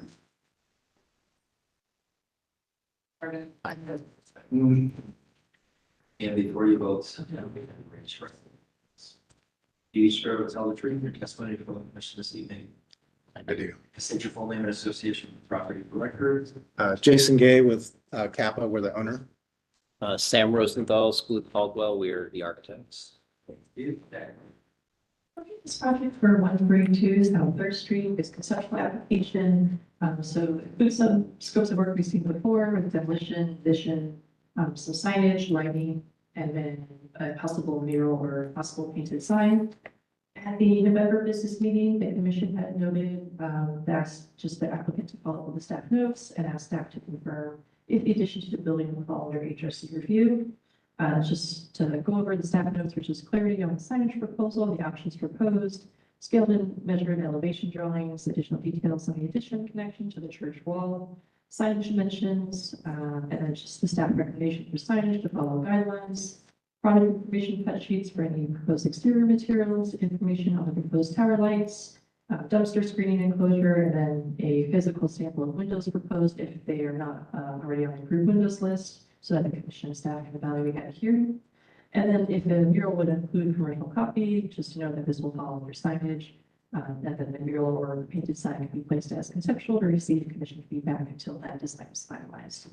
So for signage, the recommendation is that any illuminated signage be halo lit, allowing light to spill from either the sides or from under, but preventing light from coming through the face of the letter font object, or neon as an element within the sign cabinet. That's another illuminated that can be supported. And then just recommend confirming that the smaller music hall portion of the main sign to be halo lit as well. And it may well be just this portion appears not to have halo illumination in the submitted nighttime renderings. And then for signage as well, staff recommends avoiding signs with changeable copy or programmable signs, as these sign types are not supported by the guidelines and have not been permitted for other commercial or event center historic properties. And then recommend including the location of the signs on the site plans, recommend including how the stage door sign will save electricity, and then recommend including information on how the amber sign will be mounted and receive electricity. For lighting, just recommend use of a compatible fixture rather than the wall pack fixtures that are proposed to be directly above the primary entry doors.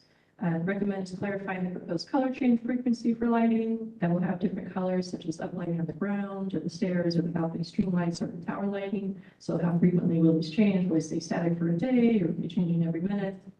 For windows, just recommend evaluating physical sample of that proposed quantity or tripod Versa window or other windows that might not be on the approved windows list. And then the mural, if the mural is proposed, recommend removing the Ambry text from the mural space on the elevations and renderings, as the Ambry would fall under advertising or signage. And then just general recommendations, recommend including basic site plans showing the new addition to signs and dimensions, and recommend showing building heights on elevations and including exterior door and product spec sheets, just making sure we include all our exterior materials.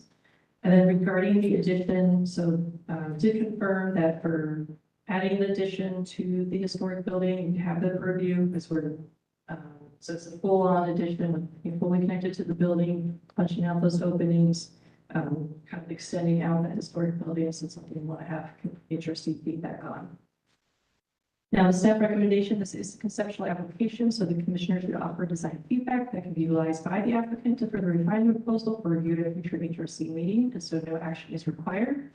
The basis for that staff recommendation is the City Code 3116.13 standards for sign improvements, the Short North design guidelines regarding signage, and also the murals, and then going to just regular guidelines regarding signage, and then the City Code standards for demolition, City Code standards for new construction, and City Code standards for alteration, and I think that is it for the basis for staff recommendation, so I'll turn it over to the commission. Was a lot that I just. That'd be great. Before I open up to the commission, yeah. Yeah, I guess kind of table setting here, the signage is, we're not asking for approval on that. This is more about showing size, scale, and intent. There's still the naming rights out there if anybody's got a couple $1 million and okay. Just had to try again. But really, we didn't want to show renderings that said signage or to be determined. We wanted it to be more in keeping with the character. So that's why you're seeing text there rather than just future signage. And then one of the other big moves that we made since you've last seen this, we were trying to incorporate some of the geometry from the roof. So you're going to see on the back walls, just the angled metal panels, and that was about not trying to copy the towers and all of that, but to give some sense of motion, some movement. We've also increased the amount of windows. Before there were just a few punched openings, and it didn't quite feel right. So we went back and wanted to make this a little bit more dynamic, and so these are those adjustments. We've also gotten a lot more serious about what our mechanical equipment's going to be. So we are actually showing that in some of the renderings. And what we did with the rooftop there, we're intentionally proposing to paint the units. You're seeing them more in the elevation than you would in perspective. But what we really wanted to do is give a sense for how the wall would be dynamic, covering those units and give that sense of motion. So let's see, in terms of, I also want to say that the mural is more of a placeholder. That's not what we're looking to get approved, and we understand the guidance that's been provided. We're just really trying to show that we're not coming in with the intent of having a blank wall built. Yeah, they won't be advertising or named. It's public art. Yeah, both surfaces will be part of public art. Talk to us a little bit about the digital screens. Yes, so the idea there is that we're showcasing upcoming events on the digital screens, pretty much a static image that maybe rotates every couple minutes on an event night. I'm trying to think, you'll see a similar use at the Kappa Ticket Center in the interior windows. We're doing that right now at the Ticket Center. So these would be venue-specific events that are happening in this particular venue as opposed to in the Kappa umbrella. And then the digital sign that's near the sidewalk, again, that will be to advertise the current event that's showcased that night. And then also a slow rotation of upcoming events is also, so again, advertising similar to what we do at the marquee at the Palace. That's really the intent there. We're limited to not showing moving images. These are static images because it is a state highway. Likewise, how does it compare to the one that's at the house? I don't have an answer. I would have to come back to you on that one. Okay. I would say this. Yeah. Which one? So it's small. Yeah, Yeah, and, I believe you're accurate, but I don't want to go on the record yet. I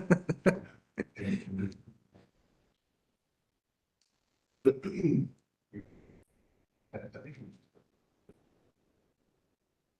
Like also right inside the door. Yes, Yeah. on the west side as you're. Door. Wasn't real visible from the street. It wasn't that much different than I was at. I think we have to be careful going forward on this.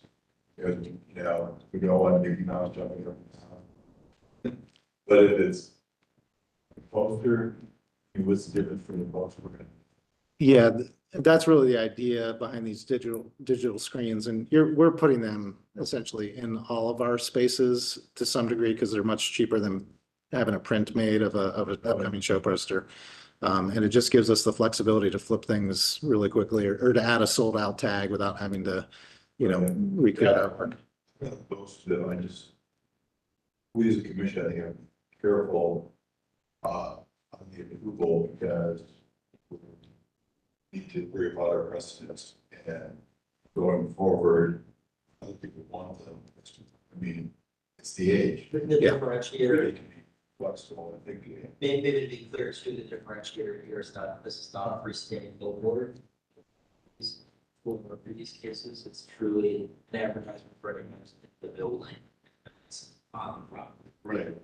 It's, It continues to life the historic building rather than being a freestanding advertisement. I would say advertising something else. it's specifically the events. Right. It's very similar to any movie house that used to have a glass case outside and a new poster on it. And so. And then see how it goes out with it. And maybe This big, the soul on it. Yeah, and maybe that's part of the precedent that we know that for performance spaces, for event spaces that advertise their particular space and that it's not animated. It's advocates material based on products. Right, yeah, I think we need really careful. But there's nothing that, just the fact that they're saying, trust you, there's nothing that wouldn't expanding to include the whole kind of suite of things or other. You can't put in kind of different. Right. Other than their acknowledgement representation. Right. If we're gonna always remember that. File some kind of. So the building inspector over there. 311. I appreciate it, I trust you guys, but I appreciate it. It's just, okay, fine.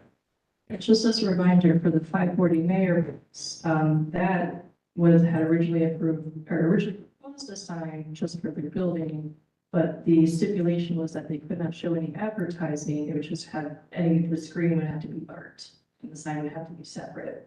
So just when we're going back and looking for this, we want to make sure that we're not getting a different treatment. True, yeah. I was thinking more.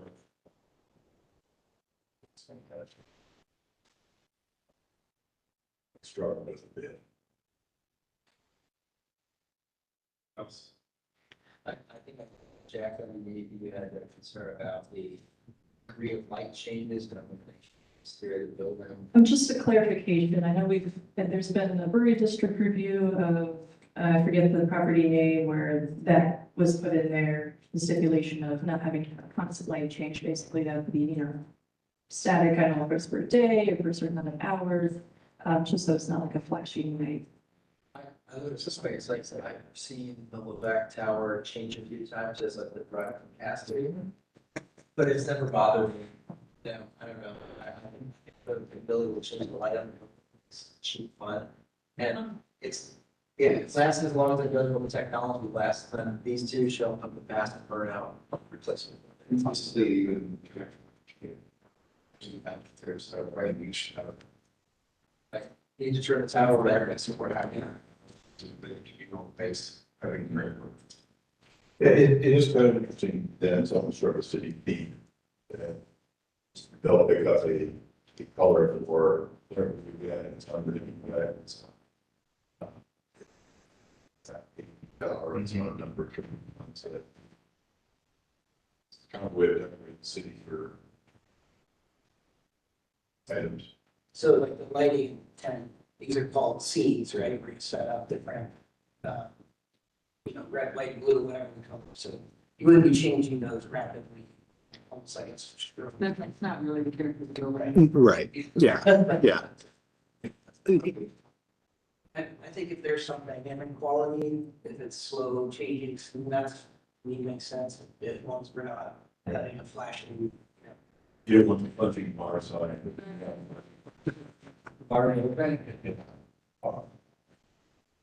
I empathize, I am struggling with the back and side with the new stuff. That it's maybe which year was maybe for that big world. The, when we do this rating stuff and the mural sign, if you're some. The ones down, yeah. I want you to take that mural and like swoosh it around. So that it kind of connects the whole thing together, it makes the map feel, the action on the map feel more. Your call. No requirement, there's nothing appropriate or wrong about the way you know, I just wanted to energize the map in a way that gave it all, feel like a printable all the way around. There are great examples around the city of exactly that. And I know sometimes it's part of the campaign and sometimes part of the artist's vision. So I appreciate that. Yeah. Static to me right now. Yeah. You're putting in stuff happening in that group line, which feels like it needs to be a little more decorated. To be, I think you could actually use The mural, are you thinking that that's going to be painted or is it going to be one that's transferred to, that can be? Painted. We expect it to be permanent public art. Yeah. We would take guidance from GCAC and their process there and helping us select an artist and helping us find funding. So, yeah. There are also repaste murals that have been approved recently. They're a little bit more temporary, but they are that painted look to it. And there is a breathable heat shrink wrap that you can digitally produce the mural. I just did it on a building here in Columbus. And it lasts about 15 years. It's the lifespan. It'll get frail about year 12, but you can actually sort of keep a rotation on. Interesting. And it's completely just printed and they literally put it on heat, but it is breathable, 100% breathable. Don't air trap too much below. It's a lot of preservationists and so why things behind historical, so. Yeah. Appreciate that. Yeah, thank you. It's right next to there. It's right across the street. Okay. Just east. Just to the east of it. Yeah, I think I saw that. Yeah, I saw that mural. Mhm. Second gratuitous comment, which I think would be appropriate in the mandate of the commission, is the unionized. Yes, that we need more guidance from GCAC on that, but I go to the wraps around the public toilets that was recently done. That was a competition where the committee selected the artist from the entries. Just, it's a great building. I love the additions in front. It's really nice. And about the way it speaks back and forth. But I just think Yeah. it's not doing. Thank you. Great comments. Thank you. Gratuitous. I'm sure it was.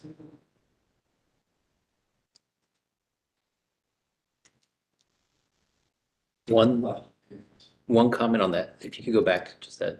So the question about electricity to that sign, if you're able to zoom in to the existing sign image by the bottom bracket, there used to be something there, I think a lantern or something, because you can see an infill hole. So we would hope to reuse that pathway that it's adjacent to that structure and be able to just route the power through there. And then just as a reminder, staff would recommend the halo illumination to better fit with the guidelines that we're transitioning this from externally to internally. Is that illuminated? No. It is not. And do something wonderful with customers. Yes, yes. We do have one new issue that we were made aware of yesterday.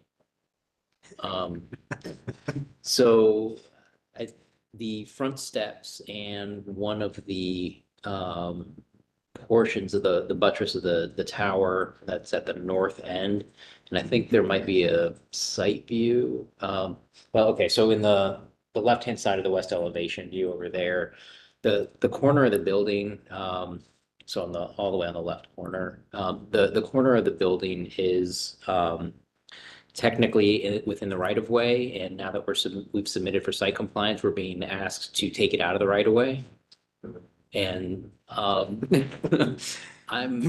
of the opinion that the right of way was just drawn in the wrong spot, but right. So Would you need a variance? we might. There's a license process or an approved process. Right into this other market. There is a process. Yes, it does, and it requires support, a certificate of appropriateness and other things. So we might be coming back to ask for your help to not have to mess with the corner of the building and the stair. Absolutely jump on board. Yeah. Support that. Do we support that? I think we support yes. And it appears to be both the west side and the north side of that, bell tower, where the steps are in the right of way, so. And then they've been there for 160 years. Right. Yeah.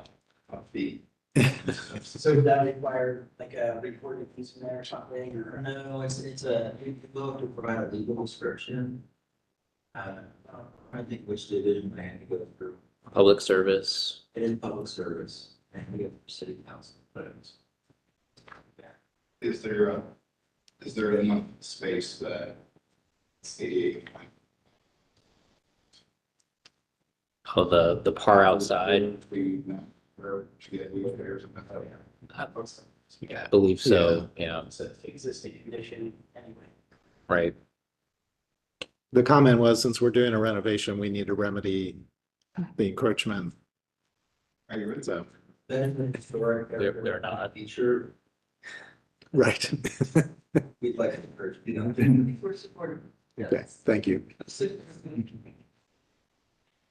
So Just gonna break some of the math, those are better. The screening on the white part of it. we wanted to Make it stand out. make it stand out. Again, you see it there in elevation, not so much in the perspective views. I mean, you will see it. We could paint it the same green, we could paint it black, we could do something, but honestly, I thought it was more fun just, yeah. It's there, celebrate it. It's like a little Easter egg.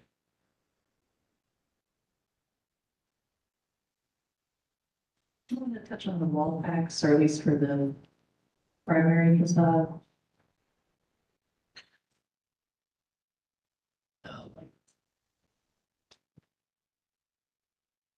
So are we talking about the ones over the two back doors and on the south side, or? It should, so the ones that I was interested in discussing, yeah, so those, and then there's something similar to that shown above the primary entry door, so it was. Let's take a look at. The elevation drawings. Towards the top. Last things. Okay. Manage.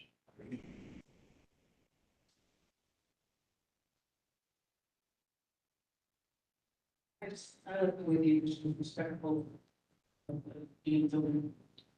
Still tries to play the tech for the I love it. a lot of that came from feedback from you all, actually. So, yeah, so we appreciate you all. Very confused.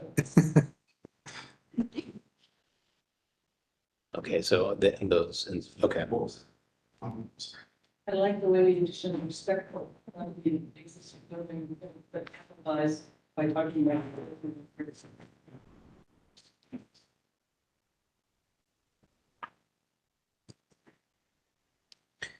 You had come up with. Yeah, so just the wall packs, I know we've seen something similar proposed, I want to say there was like a trolley barn that was restricted to maybe the rear.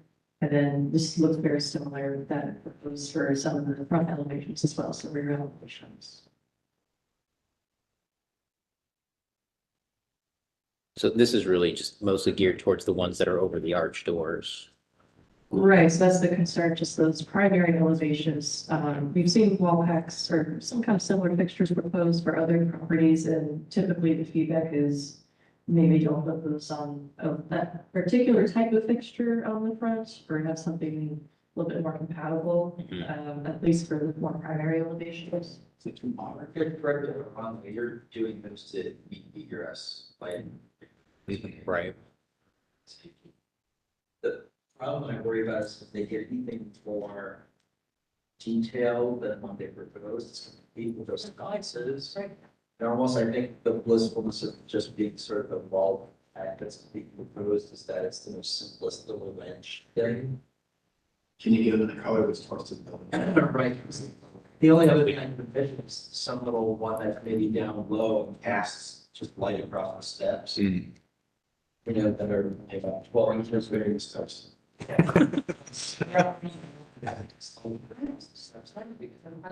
I bet he's from, which are these great drawers, they're very colorful. If they can color that. Right. Same vinyl wrap. Do the vinyl wrap in the tan color, match the stone.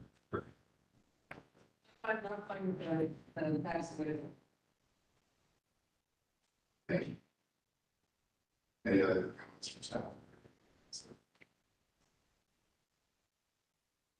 I think at this time, it's a lot of it's conceptual, so when we come back, you know, we bring that Windows sample to evaluate, just since it's not an approved Windows list, and some of the windows have a more traditional configuration to them, so that's why I'm curious about those.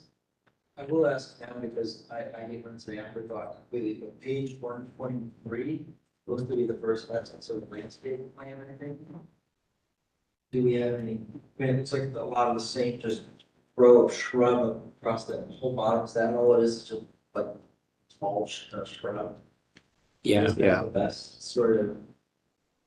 I mean, I know there's not a whole lot to work with saw here, but I think there's a lot of stuff happening to the south of this. It may be helpful to just show a little more context, just so we know what's going on. I know that that's a really tight area there, so but that would probably help us. did you recommend sort of this approach of just like, was it 20, 30 shrubs, and just the same thing? Is this solution? She just did it. Trying to create a. It's gonna butt up against the mulch beds of the adjacent property is essentially the reality of it. And, you know, over time, those mulch beds may move north, you know, just naturally. And, you know, that section sort of gets enveloped by what the park south of the property is doing is the reality, so. To your point, I mean, you might make sure that these renderings reflect what's in the landscape plan. But Yeah, these look like grass, something pointing grass like. Right. Which is best way to considering that's fine. It's consistent.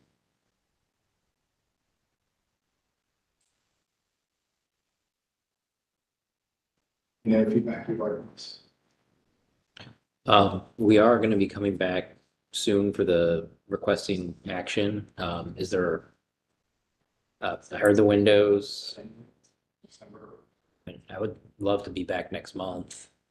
We've been pushing pretty aggressively with engineers to make things more real. Like You're probably gonna see a louver in a rendering next time that didn't show up and things like that, but, and that's all kind of backside stuff, but, the signage will still be, in the same sort of conceptual, but the overall composition, the way that we're abutting the building, the general footprint, we're not trying to move anything else. I mean, honestly, I've got the same metal sample that you all have seen before. We want to just use clear glass, the cast stone that we've shared before, none of that has changed. No. If there's any proposed, like, pedestrian exterior doors, just make sure have some cut sheets included. Any, exterior fixtures, it doesn't always have to be a physical sample. The windows, yes, but other things could just be cut sheets. Okay.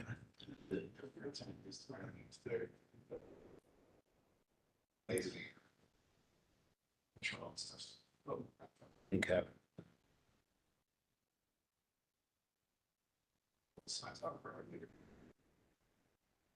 And would you prefer that we take the sign off, any rendering and just, or do we? What would be the easiest way for us to treat that? Disclaimer and note on there that it's Okay. just solely the placeholder. And I do like the size, scale, a lot of that, I think I understand happy with this. So it would be helpful to know kind of the size, square footage.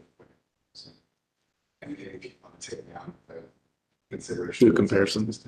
Okay. Specific, that's interesting. You said to hear that Ambry didn't write the check. Not yet. Oh, So Ambry pays homage to its history as a church, and Ambry is a vessel or a cabinet for sacred items. And so we felt that that was appropriate. It pays homage to it, but it's not overly religious. So, It's fun. That's it. Yeah, but I know you're rendering in digital signs. That's right. good point. Piece of paper. You can turn down the release. Yeah. Yeah, you had another night from the side. Add those wall mounts so we can actually see that. Good point. Yeah, the wall pack spooled that right, make the little one overs. yeah, the wall packs were added after the rendering was completed, so. Yeah. Yeah. Thank you. Thanks. Thank you. Okay, on to COA, COA, or I guess this is Central 404-406 East 11.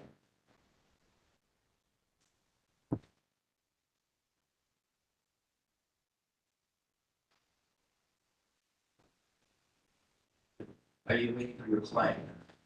He just stepped out to take a phone call. I just texted him. I didn't even know. You wanna, Let me just step out. Yeah. and we adjourn like this, and use the rest of it. Absolutely. Okay. Great, so let's temporarily adjourn here at 5:48, we'll come back in 5 minutes. You did it in the hat. And now versus.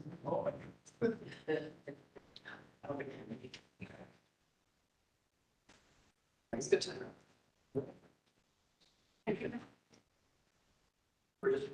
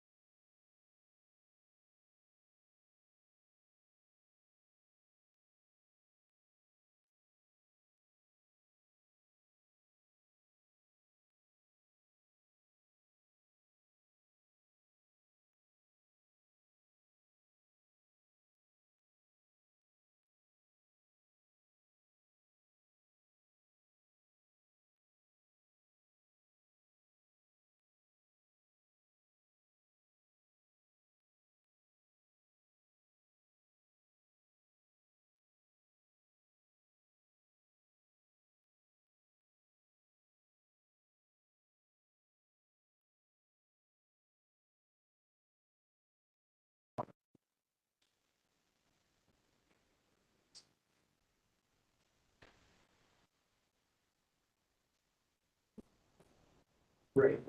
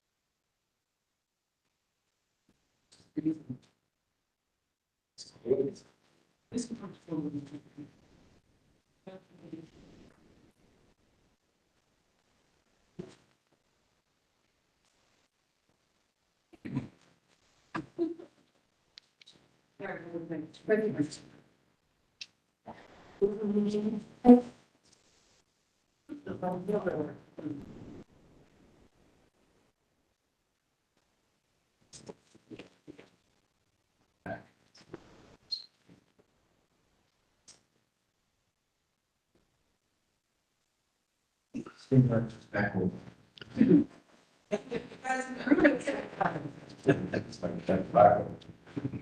It's like I'm What organization are you guys? Forgive my ignorance.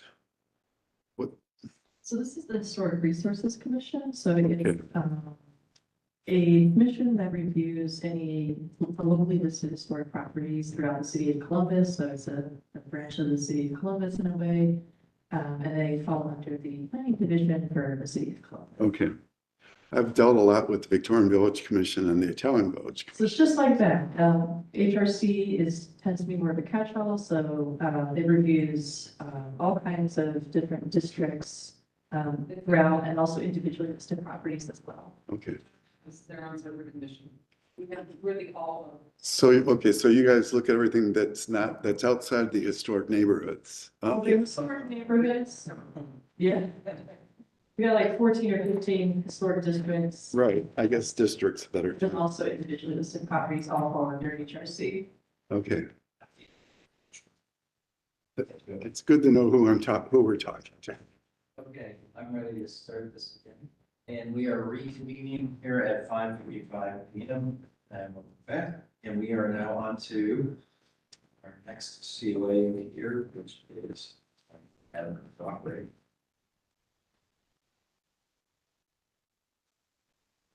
Number 11, 404, 406 East 11th Avenue. If I can have you stand up and raise your right hand. Do we each swear to tell the truth in your testimony for this evening? We do. I do. You state your full name and association with the property for record. I'm Christopher Perry. I'm the owner of the property. I'm Jim Saltz. I prepared the drawings. Wonderful, thank you. Jack. I think this application for 404, 406 East 11th Avenue is proposing landscaping hardscape. It is conceptual. The proposal is to retain the existing parking area with 6 spaces. The current parking area has a gravel surface and is separated from the lawn area by concrete walks and railroad ties. So the applicant has received feedback from the Division of Traffic Management, noting they would support an access point with a maximum width of 20 feet, and all maneuvering needs to remain on the site. The applicant will need to receive feedback from a preliminary site compliance review, which would be including zoning, transportation, fire, sewer, water. So that's why we haven't moved it from conceptual, those final information. The zoning department has confirmed that existing gravel drives or parking paths established prior to 1985 can be maintained and refreshed with new gravel. With any expansion or alteration of the gravel drive or parking pad, we need to be a hard surface, asphalt, concrete, or tightly packed pavers to be moved to compliance. So planning staff would encourage a permeable paver solution, but that might not be necessarily required for zoning purposes. So this is a conceptual application, so the commission should offer design feedback that can be utilized by the applicant to further refine the proposal for review at a future HRC meeting, and no action is required. The basis for the staff recommendation is the city code 316.13 standards for site improvements, specifically letter A. With that, turn over to the commission. Before we open it up, so we have questions, comments, is there anything else to the applicant? Let me begin by saying that this property in January of 2016 was granted a certificate of appropriateness.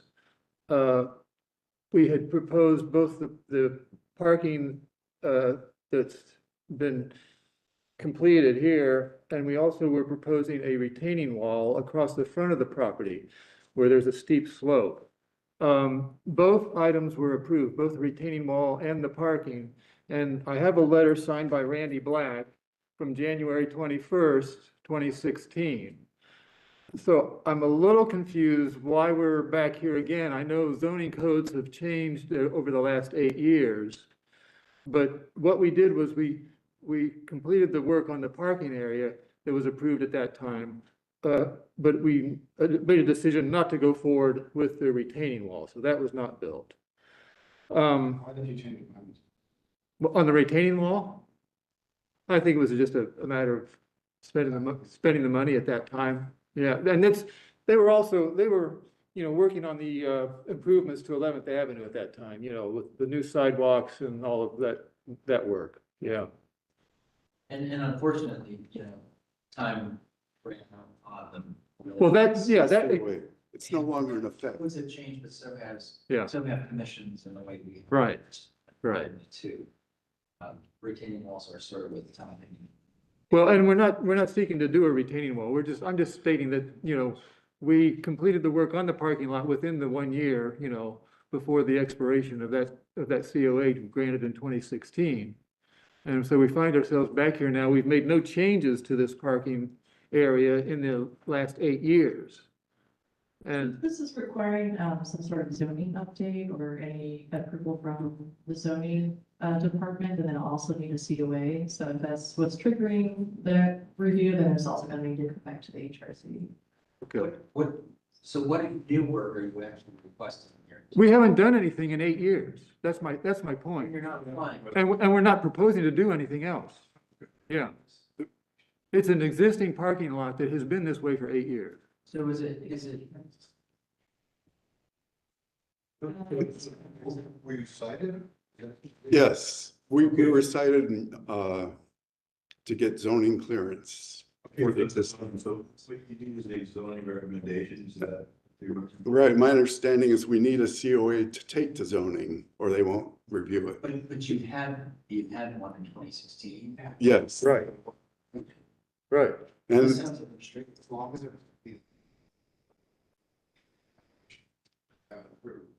COA. Yeah, yes, but it has expired. Yeah.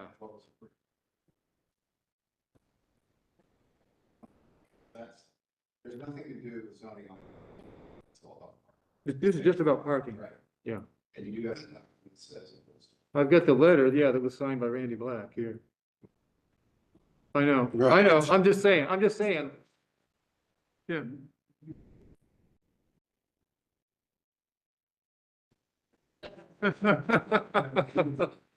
So, If there's any changes or anything that, because I know you still have to go through at least the preliminary site compliance review, that might be something you need to come back, but otherwise the commission could provide, a recommendation if you feel comfortable, and that would be that document that you could take to zoning if that's what's needed. okay. And we'll recommend a zoning change. And what is the change that we're recommending? No, there's no zoning change. This is site plan. We just, I think all we need is a certificate of appropriateness to take to zoning. And then we deal with the zoning department. You could have done what you did. Okay, so you say you already have one. You just. Well, the one we had It's has expired. expired, so the one we had, that was in 2016, it expired in 2017. COAs just have a 1-year shelf Yeah. life, not mistaken. You said what was requested back after. You know what they need? I think that's where we're wrong. It sounds like, for the applicant, if you need an updated COA, then for the commission to approve for the existing site. But I think as the chair has pointed out, if you've already had a COA in the past, it's just a matter of us renewing and there hasn't been any changes or proposed changes, and the work's already been completed, then it would just be a staff approval for renewal. There's no changes. Just so I'm 100% clear. So are you gonna have to do a site compliance plan based on this? Like, Is any review coming from, I mean, so the way that these portion, the size of this lot, I have a 6-car configuration is triggering probably full site plan compliance, right? City. Coverage. in which case the site plan may change based on their review? Is that? But what I would maybe encourage the applicant is to work with Jacqueline and to maybe get with city staff. You probably need to provide the city proof that you completed the work when the original COA was issued X number of years ago. So whatever you can do to provide proof that you did it back then, so you can say, hey, I got my COA, I got my permit, we did this work and we're done, and you didn't close it out or whatever. I mean, to me, it just doesn't sound like this is an item. If they say you need a new COA from us, I think we can stipulate that just have approval. Yeah, I agree. I agree. That way. Not waiting on it. I mean, this is, I don't know exactly what the review was about, so I'm a little reluctant on that. The future checks out.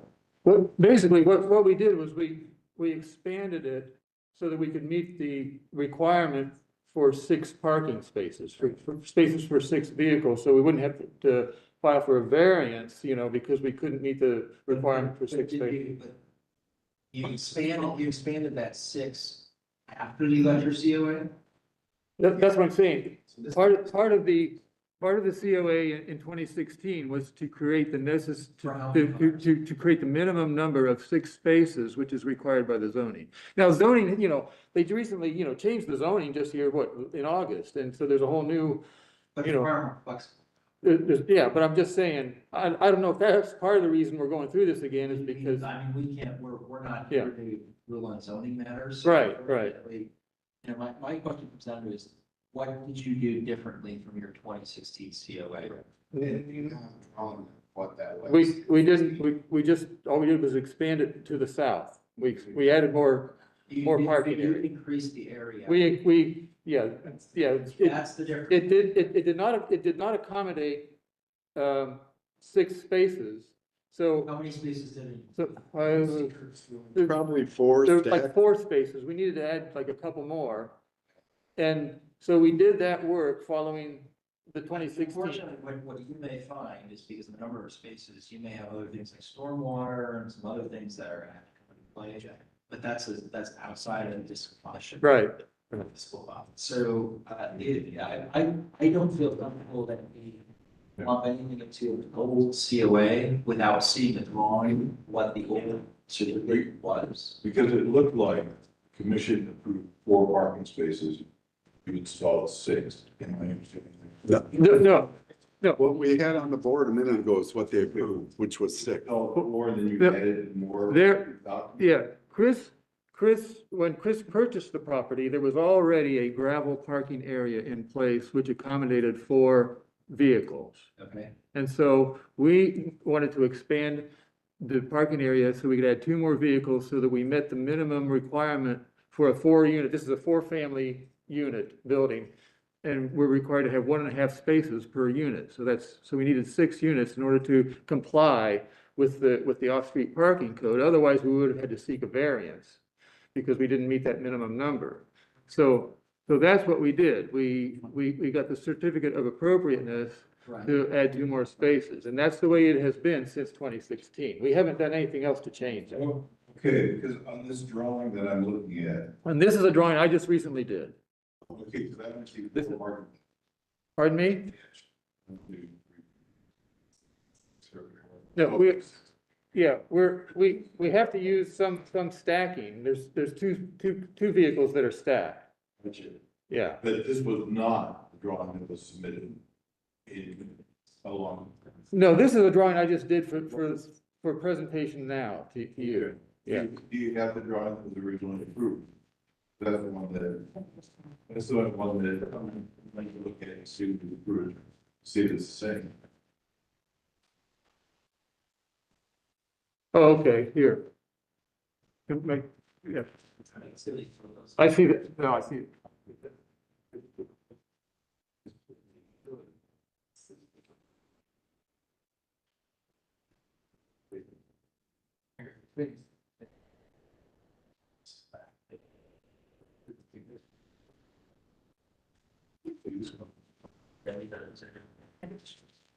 This one has one.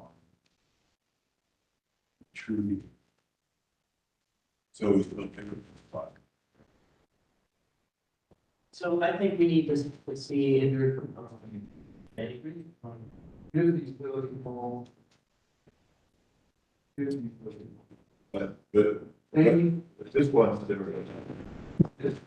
So this is supposedly, so I actually suppose it just means, I don't know, I can confirm this is a city file, but this is a drawing dated 2016 presented, that shows a different configuration. So, I think what we need staff to do is to go back and figure out what was tied to your previous COA, and receive proof of that before we can take any next steps. Why don't we continue? I have important changes to this, so I think the plan will change based on the site plans. It might have been easier to execute this a long time ago. You're going to have to about more technical requirements that the city made, but they're not historic district related. Right. So I don't feel comfortable reviewing that until at least you get comments from the second flag. And they may be similar or not. I just don't. Okay. Well, we're going to. Yeah. And, keep that handy for whatever dialogue they're having with staff. All right.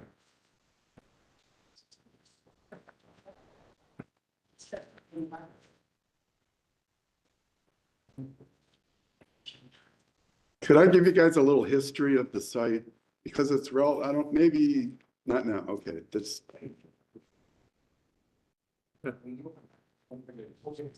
Okay, But I think we need more documentation. We need what's existing. Yeah. What needs to happen.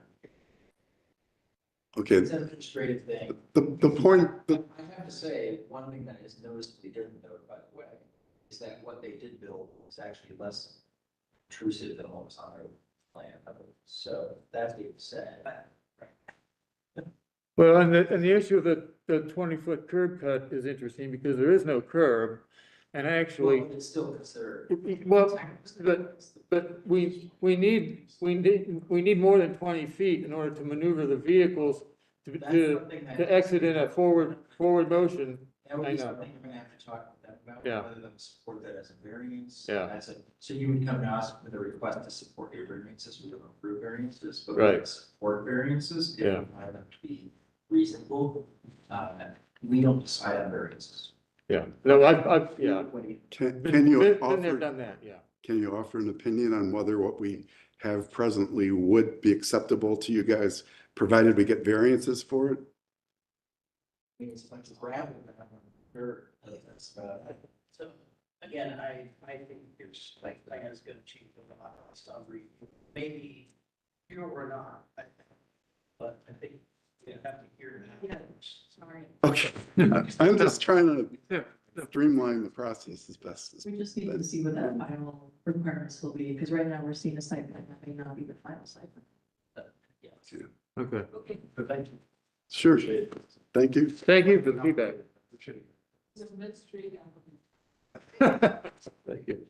Okay, going back to our agenda here, I do believe we did not have case number 5, Elaine Paris, 1470 Bryan Road. Do you want to talk about that information or simply continue it next month? And we had a little bit of discussion at the business meeting, so we can go over that for anyone who wasn't at the business meeting. Or we continue to, that's fine. The applicant did let us know that they weren't sure if they're gonna be able to make it just because they had some stuff going on.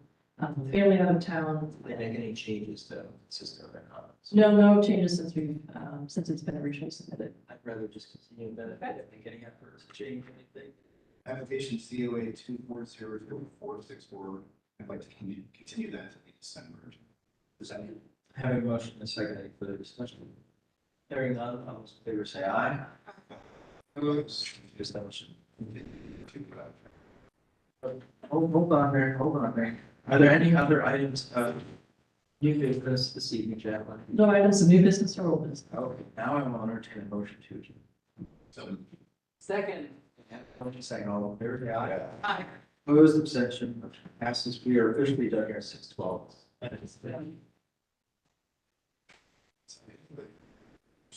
Side.